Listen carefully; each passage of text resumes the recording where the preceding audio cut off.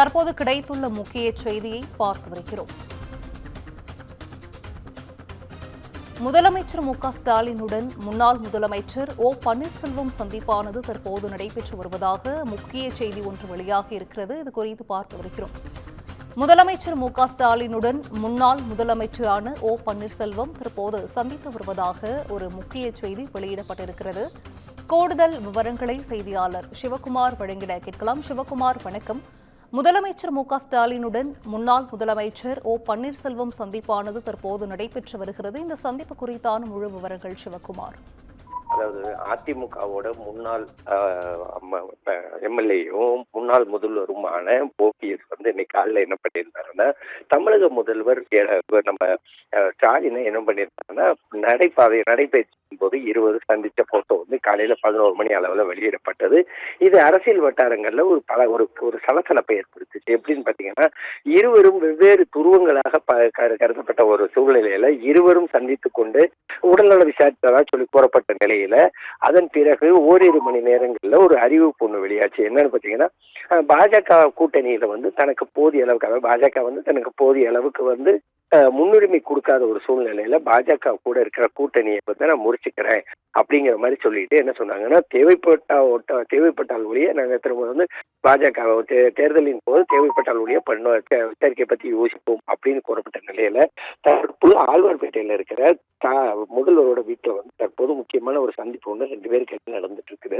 அதாவது அரசியல்ல அதிமுக மற்றும் திமுக ஆகியவை எப்பவுமே இருவேறு துருவங்களா செயல்பட்டு இருக்கு. எப்படின்னு பாத்தீங்கன்னா, அதிமுக செய்யற குற்றங்களை திமுக சொல்லுவதும், திமுக செய்யற அதிமுக விமர்சிக்கிறதுமா தொடர்ந்து இருந்த ஒரு நிலையில அதிமுக தரப்புல முன்னாள் முதல்வர் மறைந்த ஜெயலலிதா அவங்களால முதல்வர் பதவிக்கு அமைக்காத முதல்வர் பதவிக்கு அமர வைக்கப்பட்டவர் ஓபிஎஸ்.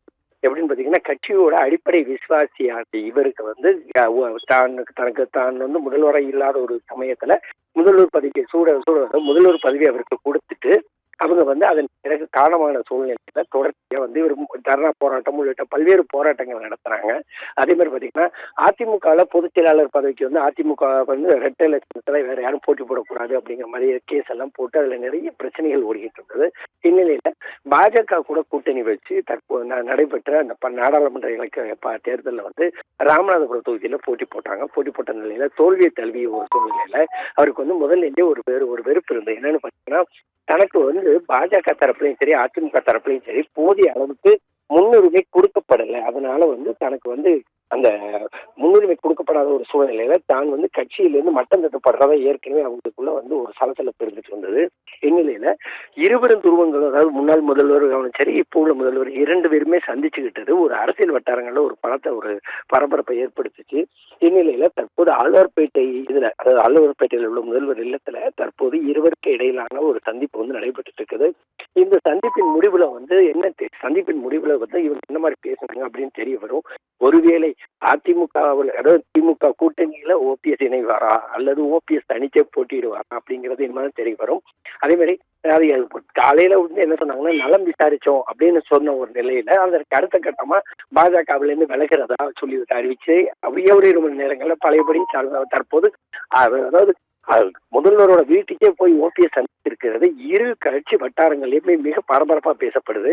வரக்கூடிய சட்டமன்ற தேர்தலை முன்னிறுத்தி இந்த மாதிரி இந்த கலந்து ஆலோசனை கூட்டம் நடந்துட்டு இருக்குதா அல்லது வேற ஏதேனும் கூட்டணிகள், அதாவது அவரோட ஆதரவாளர்களோட திமுகவில் இணையறதுக்கு உண்டான வாய்ப்புகள் இருக்கா அப்படிங்கிறது இனிமேதான் தெரிய வரும். இந்துஜா, விவரங்களை வழங்கியமைக்கு நன்றி சிவகுமார்.